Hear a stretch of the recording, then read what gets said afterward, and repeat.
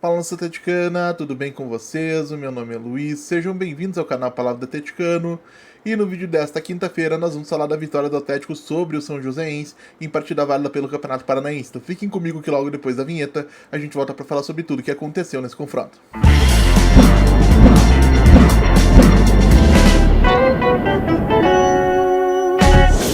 Então vamos lá para falar de Atlético Paranaense 3, Independente São Joséense 1, partida que teve início às 20 horas desta quinta-feira, dia 6 de fevereiro de 2025, na Liga Arena em Curitiba e válida pela oitava rodada do Campeonato Paranaense.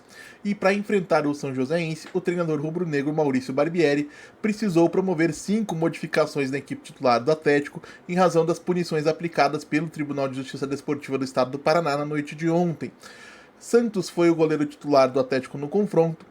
Raim Palacios entrou na lateral direita, deslocando Dudu para o lado esquerdo da defesa, e Lucas Beleza e Léo formaram a dupla de zagueiros.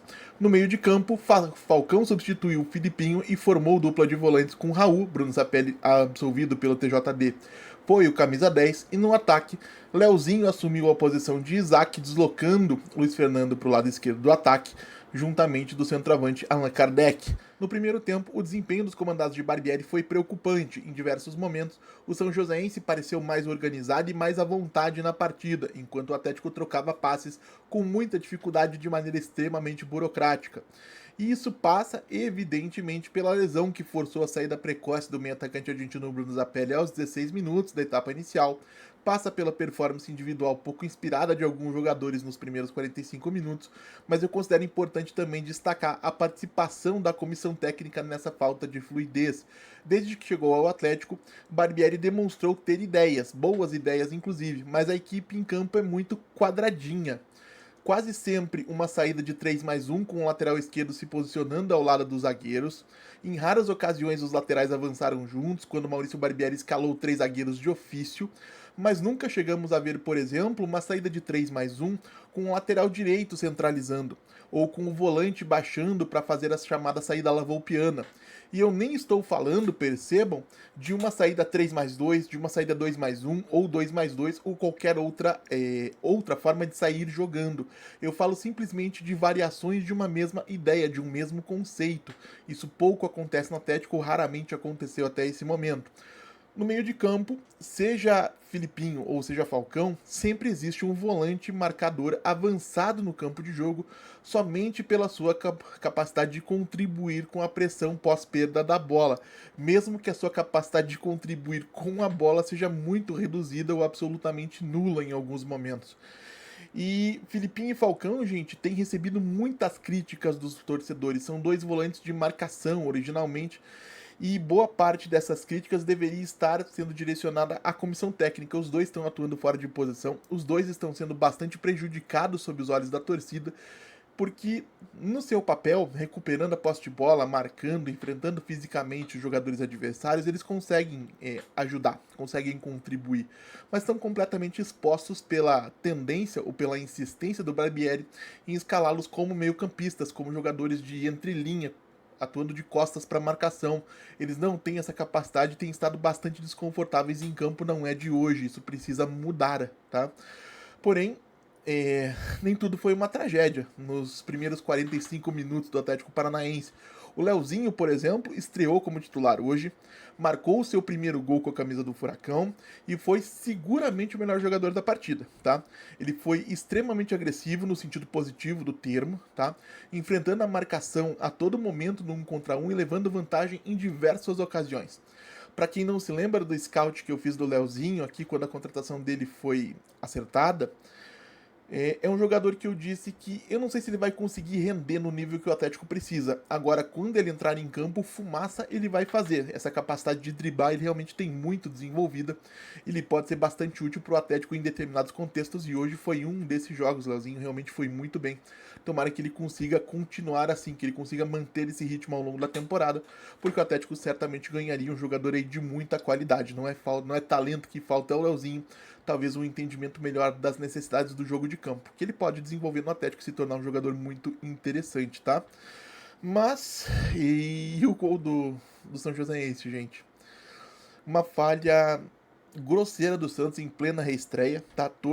torço muito para que o Santos não seja mais um ídolo que volta ao Atlético para se queimar, mas ele deveria ter espalmado aquele chute de 35 metros para escanteio sem nenhuma dificuldade, tá? E eu poderia criticar aqui sim, como algumas pessoas fizeram, o Lucas Beleze e principalmente o Léo, na minha opinião, por terem abandonado a marcação do centroavante do São Joséense, mas em última instância, se o Santos tivesse feito bem a sua parte no lance, independentemente da desatenção dos zagueiros, a bola teria acabado pela linha de fundo em escanteio. Então o Santos precisa realmente melhorar, tá? O restante do jogo do Santos foi bom, mas esse lance especificamente acabou contribuindo muito para a percepção que eu tenho dessa estreia. Não gostei realmente nem um pouco, tá? E o Atlético volta para o seu vestiário com um empate em 1-1, sofrendo mais um gol nos acréscimos do primeiro tempo. A diretoria precisa urgentemente contratar um zagueiro para ser titular e referência desse sistema defensivo. A equipe sofreu gols em 7 dos 8 jogos pelo Campeonato Paranaense, inclusive contra adversários de nível baixíssimo, como foi o caso inclusive do próprio São Joséense, com todo o respeito ao time aqui da minha cidade, que é o lanterna da competição. Então, contratar um zagueiro é uma necessidade de máxima urgência, não é uma coisa que não se deve colocar preço. Se o Atlético encontrar um jogador que seja condizente economicamente com aquilo que o clube pode pagar, né, que não seja uma contratação absolutamente inviável, que tope jogar uma Série B e que venha para ser titularíssimo, o Atlético precisa fazer um investimento e contratar um jogador acima de qualquer suspeito para essa defesa, tá? Na etapa complementar, então, no segundo tempo, durante 15 ou 20 minutos, já chegamos a ver, né, um Atlético Paranaense, uma versão bem mais interessante do Atlético Paranaense do Barbieri.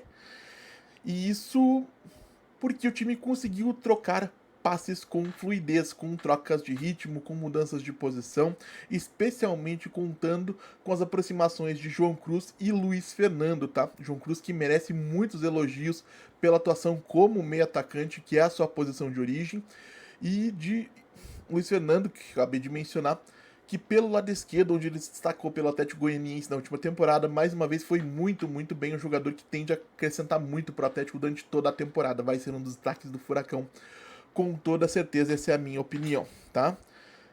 E aí, nesse período, né, que o Atlético esteve bem em campo, o João Cruz marcou o segundo gol numa boa finalização de longa distância, de média e longa distância, né? E o Allan Kardec cobrou um pênalti sofrido pelo Falcão e fez o terceiro, então o Atlético 3-1. E aí depois disso, o Maurício Barbieri começa a fazer substituições e colocar jogadores sem ritmo de jogo em campo. Então o Mastriani entra no lugar do Allan Kardec, tem muita dificuldade para jogar. O Kevin Velasco entra no lugar do Leozinho, que era o melhor em campo e sem ritmo de jogo também não consegue contribuir muito, mesmo que o colombiano tenha assim talento. E entram ainda o Matheus Gamarra, né, no lugar do Dudu. O Atlético passa a trabalhar com 3 zagueiros de ofício e o Luciano Arriagada no lugar do Falcão. E aí, a partir desse momento, a performance da equipe, que foi muito boa nos primeiros minutos da segunda etapa, começa realmente a baixar. O São Joséense começa a crescer no jogo, e inclusive chega a assustar em uma ou outra jogada, principalmente de bola aérea, mas não consegue diminuir a vantagem do Atlético, que ganha merecidamente por 3-1, tá?